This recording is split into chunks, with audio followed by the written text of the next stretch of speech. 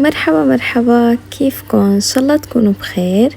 اهلا وسهلا فيكم بقناتي كوكيز كيتشن، مطبخ كوكي. اليوم الجو شتوي كتير كتير كتير حلو. رح نروح مع بعض مشوار كتير صغير، تمشاية جولة بالمدينة، وبعدين رح نرجع نعمل أكلة حلو شامية بامتياز، طيبة كتير كتير كتير وما لها علاقة بالدايت.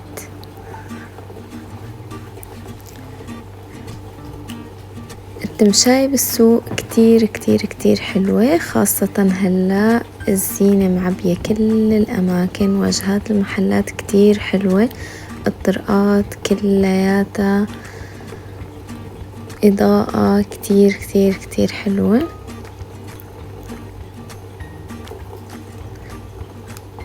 وبلش البرد وبلشت الشتوية، وهاليومين رح ينزل تلج إن شاء الله.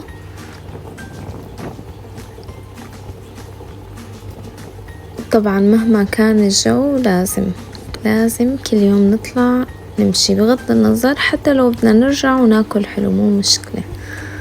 مشان الرسائل الكتير اللي اجتني عن موضوع الكيتو دايت، جاني كتير رسائل على الانستغرام، وعن جد ما بقدر اشرحه لا برسالة ولا حتى بفيديو يوتيوب، لأنه الموضوع كتير كبير وكتير واسع.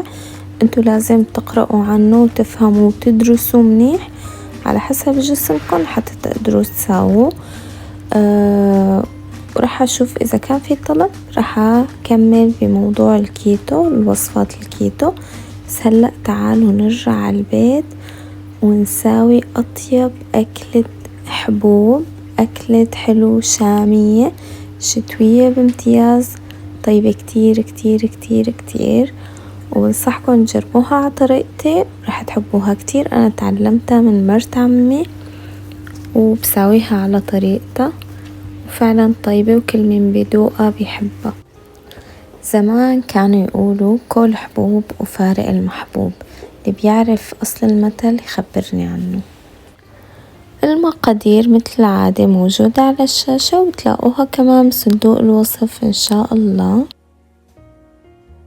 في عنا 500 جرام قمح مقشور ومسلوق، سلقته قبل بليلة بلترين مي، وغطيت عليه وتركته يطلع النشا اللي بقلبه. عندي فول كمان مسلوق، هلأ رح أورجيكم الطريقة اللي سلقته فيها.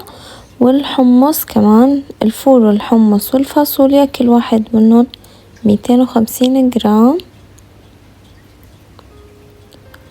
وعندي هون 4 ل5 كاسات سكر على حسب الرغبة، ممكن تزودوا أو تنقصوا. عندي من 5 ل6 ملاعق شمرة مطحونة ل5 ل6 معالق ينسون مطحون. وعندي للزينة فستق حلبي، بس نحنا ما بنفضل الفستق الحلبي، بنفضل اللوز مع هاي الأكلة، لوز مقشور ومجروش. وعندي جوز هند كمان للزينة. في ناس بتفضل تحط نشا، أنا ما بحط نشا. باخد النشا من مية القمح.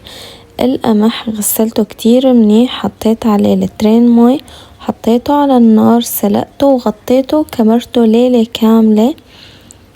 وبنفس الوقت نقعت باقي الحبوب، الفول والحمص والفاصوليا، نقعتهم كمان ليلة كاملة. الفول قشرته وفلقت حبة الفول نصين، طريقتها كتير سهلة وما بدها عذاب. تخلصت من القشر وهلأ جاهزين للسلق. بسلق كل شي منهن لحال، لأنه كل واحد من الأنواع بياخد وقت مختلف في السلق. في شي بيستوي قبل شي وفي شي بيتأخر بالسلق. مثلا الفول بسرعة بيستوي. أنا عندي أول ما غليتهم غطيت عليهم، طفيت النار، رجعت كشفت على الطنجرة لقيتهم مستويين على الآخر. الفاصوليا والحمص لما بسلقهم بيطلع عليهم رغوة بيضة، هاي الرغوة ضروري نتخلص منها، لأنه إذا ما تخلصنا منها تلزق بحبة الفاصوليا وبحبة الحمص، تعطي منظر وطعم مو حلو أبدا. هلأ بصفي كل الحبوب من المي ما عدا مية القمح، بحتفظ فيها لأنه لاحظوا كيف مطلعة النشا منها. هاي النشا اللي طلع من القمح بخليني استغني عن اضافة النشا بعدين. هلأ رح احط نص لتر مي، واول ما يبلشوا يغلوا بحط عليهم السكر، ما رح احطه دفعة واحدة، بحط كمية بدوب السكر وبدوق بشوف حلاوته اذا كانت كتيرة او قليلة، وهذا الشي بيرجع لذوقكم الشخصي. هلأ بعد ما داب السكر عندي بحط كل الحبوب الباقية، الفاصوليا والحمص بحركهم مع بعض، بعدين برجع بضيف الفول. طبعا بنتبه كتير منيح انه ما تتكسر الحبوب معانا، ومثل ما قلت انا ما خليت الحبوب تستوي على الاخر وتدوب، لانه بدنا اياها تحافظ على قوامها. بخليهم يغلوا سوا وبراقب سماكة المرقة عليهم المي، وبحط كمية الشمرة واليانسون المطحونين. طبعا كله على حسب الدواء، انتو بتدوقوا وبتشوفوا، في شغلات ممكن شمرة تطعم اكتر من اليانسون، على حسب بقى انتو شوفوا شو بيعجبكم. لاحظوا كيف سماكة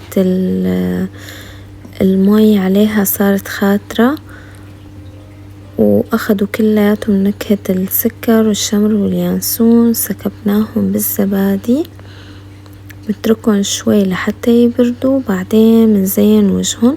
مثل ما قلت الزينة على حسب الرغبة، في ناس ممكن تحط فستق، جوز، لوز، كاجو، اي شي انتو بتحبوا.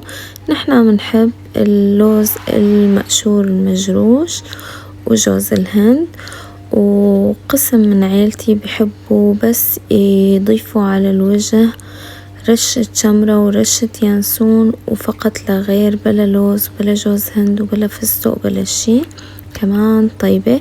وكله هذا بيرجع لذوقكم الشخصي. أكلة كتير طيبة وكتير مفيدة، ومثل ما قلت شتوية بامتياز وطعمها رائع. وهيك صارت أكلة الحبوب جاهزة. صحتين وهنا. إذا حبيتوا الفيديو شاركوه مع أصدقائكم، لا تنسوا اللايك، اكتبوا لي تعليقاتكم الحلوة تحت الفيديو، وإن شاء الله تضلوا دائما بخير وسلامة، وباي.